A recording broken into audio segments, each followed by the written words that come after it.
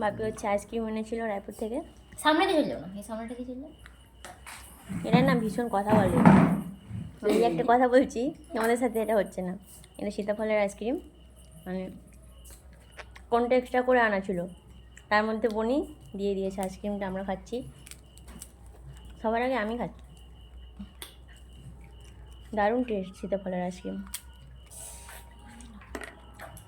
যদি আমাদের এখানে আমরা কোথাও পাই না। আর এই যে বনি এখানে মানে কোনগুলো খোলার চেষ্টা করছে।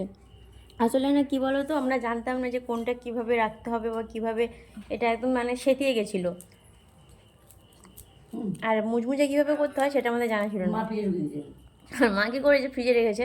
ঠিকই আছে, ফ্রিজে ছিল, ভালো ছিল, বেশ করকরে হয়ে গিয়েছে, কিন্তু এখন খুলতে গেলে না ভেঙে যাচ্ছে। ওই যে ফাইনালি ও কিন্তু খুলে নিয়েছে।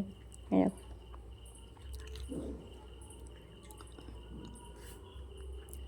সুন্দর করে সবাইকে সাজিয়ে এখন আইসক্রিমটা সার্ভ করছে। রোজ খাবো বলি, খাওয়া হয় না, নষ্ট হয়ে যাবে।